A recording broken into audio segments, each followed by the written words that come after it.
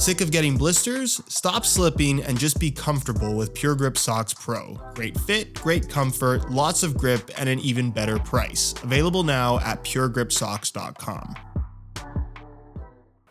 When you think of elite level football boots, you probably don't think of Under Armour, although they are a brand that is capable of greatness. They're also a brand that is capable of weird, and these are weird. Good, but weird. Ladies and gentlemen, say hello to the brand new Under Armour Clone Magnetico Elite 4, an updated variation of the previous generation of Magnetico that actually introduces quite a few major changes, but also hangs on to the core features of the previous model, most notably the very unique stretchy clone upper in a package that, let's face it, might be one of the ugliest football boots currently on the market, bearing a retail price of $250.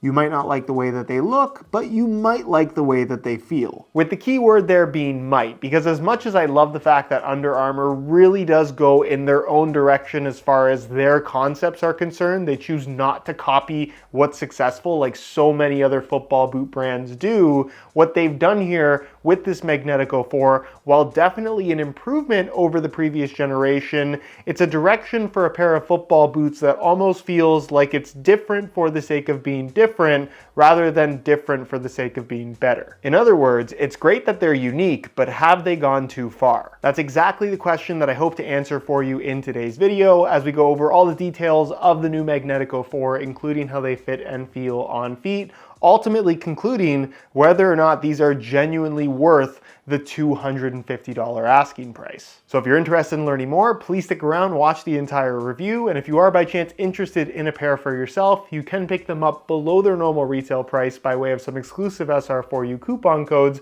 via the first link down below. And as always, if you enjoy the unsugar-coated, brutally honest reviews on this channel, don't forget to drop a like on this video and make sure you're subscribed if you haven't already so you don't miss out on my reviews of all the latest football boots of 2024. So first things first, let's discuss what I would argue is the main selling feature of the Clone Magnetico 4, and that is the Clone synthetic upper, where despite all the chunkiness that's happening through the midfoot and heel area of the boot, once you get to the forefoot and especially the toe box area, you'll notice that it's extremely low volume. That is incredibly slim right at the very front of the upper, and that's because this clone upper is actually designed to stretch around your foot when you slide your feet inside of the boots, and that's exactly what it does. It's a stretchy padded synthetic material with a special lining material that doesn't restrict the stretch of the upper, with realistically the only reinforcement coming from tons and tons of stitching kind of crisscrossing through the entire upper, and then you have this kind of fused band running along the outside edge, which would be a major design difference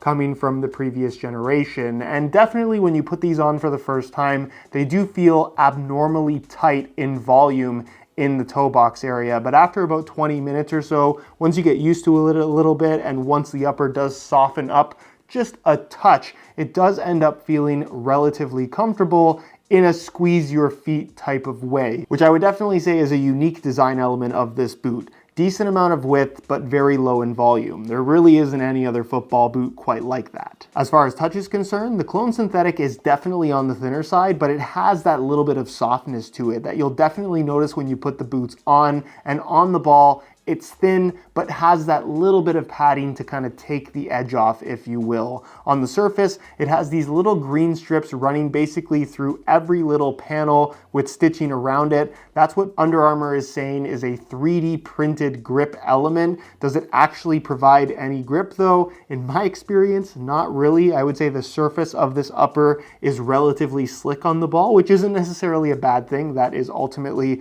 a personal preference element, but if you're looking for extra grip, you're not necessarily getting it across the entire foot. But an addition coming from Magnetico 3 is this silicone striking element basically running along the edge of the lacing system, giving you a lot of additional grip if you make contact on that specific part of the foot. It's basically a rubber striking element, kind of like what you'd find on a Predator or T90 model, and it certainly does its job. It's just extremely small, and you just have to make contact in the perfect spot to make it noticeable. I will say the contrast between the extreme grip from this and the kind of slippery finish to the rest of the upper maybe is a little bit strange. I found juggling the ball in these boots to just be a little bit weird, or at least it took some getting used to, but overall, I didn't necessarily think the touch on the ball was bad. It was just different. Another change from the previous generation is the lack of U-throat construction and standalone tongue. Instead, you'll find an off-centered lacing system with kind of a one-piece enclosure made from an elasticated knit,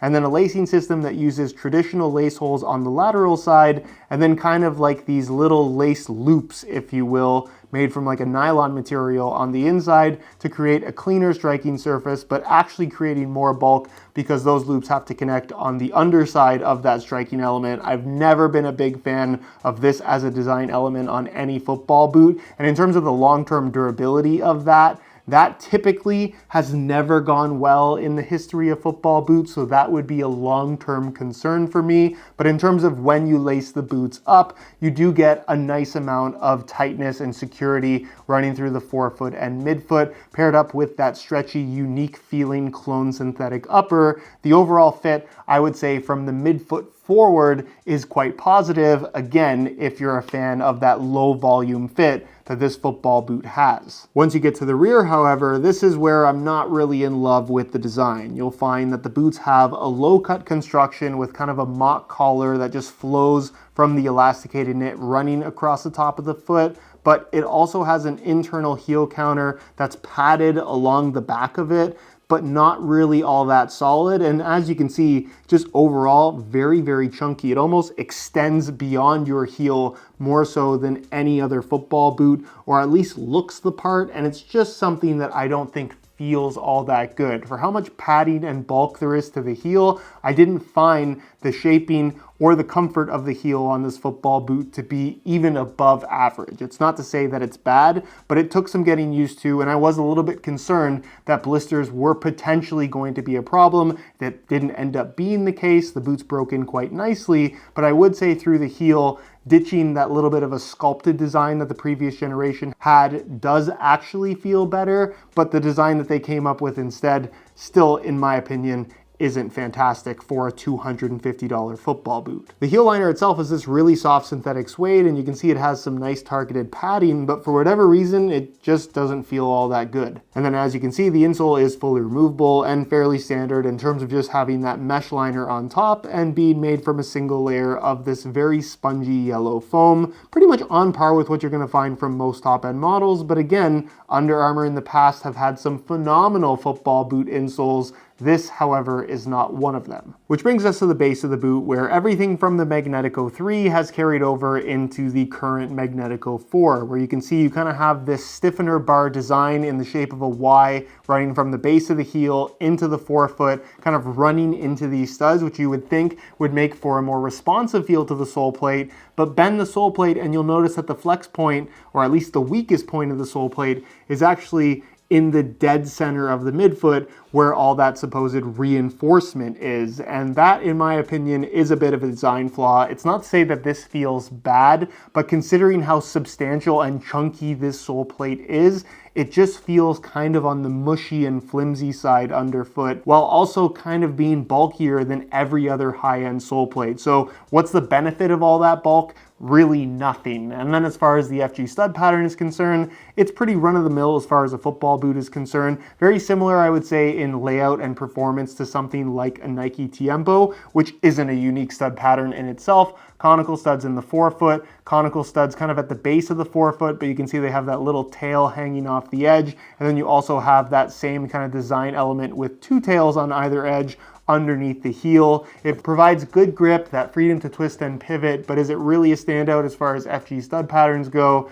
Absolutely not. And then there's the weight, where things get arguably even more disappointing. In a size 10 US, which we'll talk about in just a second, you can see that the Magnetico 4 Elite weighs in at 10.05 ounces, the equivalent of 285 grams. Not only is that roughly 20 grams more than the previous generation for a football boot that uses the exact same sole plate and stud pattern tooling, but it would also make the Magnetico 4 Elite the heaviest top-end football boot on the market by quite a significant margin. And that's not to suggest that every football boot needs to be as light as possible, but for one like this that's really pushing this tech-forward approach with all brand new cutting-edge materials, they shouldn't be approaching the same weight as a pair of Adidas Copa Mundials. On feet, there's no other way to put it. The Magnetico 4 Elite is a little bit weird. When you first slide them on, it's kind of alarming at how snug they fit through the forefoot and particularly the toes. It squeezes the top of your toes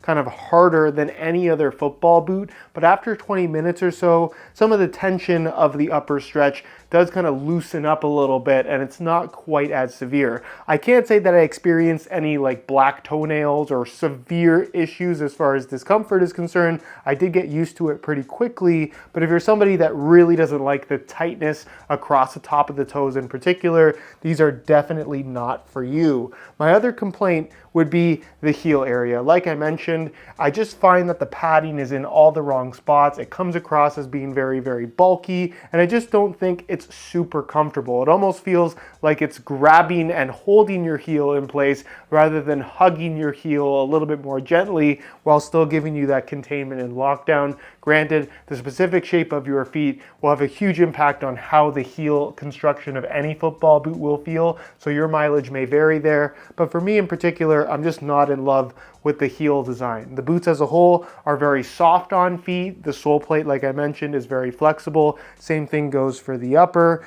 And as far as overall width is concerned, there is plenty of width to these football boots to the point where I think they will work for most people, although it is kind of a little bit hard to suggest them for somebody with super wide feet because of the also super low volume. So it is kind of unique in that regard where there's plenty of width, but there's not a lot of volume, even though that upper will technically stretch. And then as far as sizing is concerned, I went half a size up to a size 10 on these rather than my usual size 9.5 US. And that's both because they do run just a little bit short, but also because of that super low volume shaping because of the clone stretchy upper. If I go true to size, they're just way too slim and way too tight across the top of my toes. So half a size up, if you are interested in the Clone Magnetico 4, is what I would strongly recommend in order to achieve not just the best possible fit in length, but also the most comfortable one. So in conclusion, for as weird as they are, if they do happen to be your cup of tea, once you get used to them, this is a decent pair of football boots. Are they worth $250?